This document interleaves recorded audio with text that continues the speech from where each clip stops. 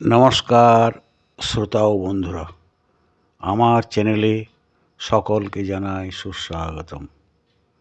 আজ আবারও একটা ভিডিও নিয়ে উপস্থিত হলাম আপনাদের মধ্যে। আজ যে ভিডিওটির বিষয়ে আলোচনা হবে সেটি হবে ধনু রাশির এপ্রিল মাসের মাসিক ফলটি বিষয়ে আলোচনা করব। তবে আর দেরি না করে আজকের ভিডিওটি শুরু করছি। ধনুরাশির জাতক ও জাতিকাদের দেবগুরু বৃহস্পতি গোচরে মিত্র রাশি মেষ রাশিতে খুবই শুভভাবে অবস্থান করিয়াছেন, অর্থাৎ রাশির পঞ্চম ভাবে অবস্থান করিয়াছেন এবং আগামী 1 মে 2024 পর্যন্ত মেষ রাশিতে বিরাজমান থাকিবেন। সুতরাং বৃহস্পতি আপনার জন্য বিভিন্নভাবে নানা শুভ ফলদায়ক হইবেন। তাছাড়া সন্তানদের বিদ্যাক্ষেত্রে বিশেষভাবে শুভ ফলদাতা হইতে পারেন, অর্থাৎ সন্তান বিষয়ে শুভ লাভ হইবার যোগ পরিলক্ষিত হয়।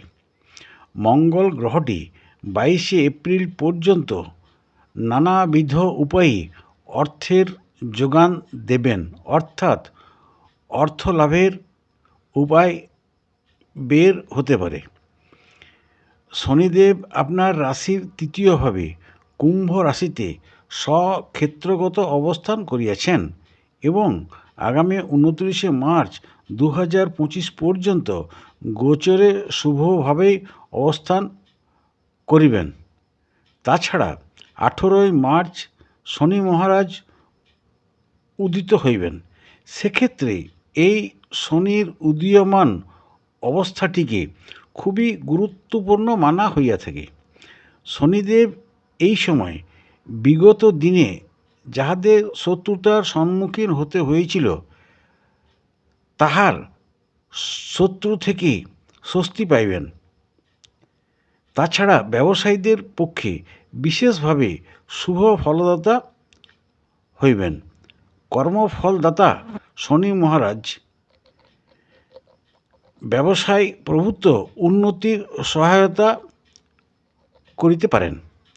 কেতু গ্রহটি আপনার জন্য 18 মে 2025 পর্যন্ত প্রভূত শুভ ফলেরই দ্যোতক হইবেন, যেরূপ মান সম্মান বৃদ্ধির কারক হইতে পারেন, ভোগ সুখ জীবনযাপন করাইতে পারেন ও অর্থলাভের সহায়তা হইতে পারেন।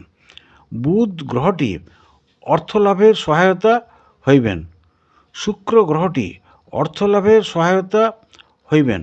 রবিদেব 13 এপ্রিল পর্যন্ত একটা সম্মানহানির কারক হইতে পারেন। 14 এপ্রিল থেকে 30 এপ্রিল পর্যন্ত একটা অর্থের টানাপোড়েনের মধ্য দিয়ে নিয়ে যাইতেও পারেন। রাহু গোচরে বিরুদ্ধ তথা প্রতিকূলতার মধ্য দিয়ে নিয়ে যাইবার সম্ভাবনা থাকে, যেরূপ স্থাননাশ ঘটাইতে পারেন, অর্থ ক্ষতির কারক হইতে পারেন, রোগ ব্যাধির কারক হইতে পারেন, অযথা কলহ বিবাদের সম্মুখীন করাইতেও পারেন। শুভ কার্যাদিতে বহু প্রকার বাধার কারক হইতে পারেন। অশুভ ফল তথা প্রতিকূলতা কাটিয়ে উঠতে যদি প্রতিকার প্রসঙ্গে আলোচনা করা যায়, তাহলে আপনার পক্ষে একটি বামনহাটি মূল ও একটি বিল্বমূল ও একটি শ্বেতচন্দন মূল ধারণ করে দেখতেও পারেন। প্রতিকূলতা কাটিয়ে ওঠার জন্য তবে বামনহাটি মূলটি আপনার পক্ষে সর্বদাই ধারণ করাই শ্রেয়। যাই হোক, আজকের আলোচনা এ পর্যন্তই। যদি ভালো লেগে থাকে তাহলে অবশ্যই একটা লাইক দেবেন এবং আপনাদের বন্ধু ও প্রিয়জনদের এই ভিডিওটি শেয়ার করে দেবেন, যাতে তারাও এই ভিডিওটি থেকে উপকার লাভ করতে পারেন।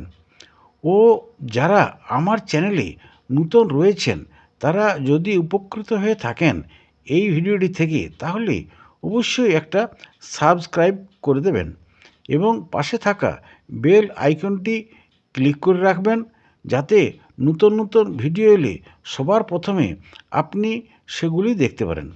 খুব শীঘ্রই আমি পরবর্তী ভিডিও নিয়ে উপস্থিত হব আপনাদের মধ্যে। প্রত্যেকে খুব ভালো থাকবেন ও সুস্থ থাকবেন। ধন্যবাদ।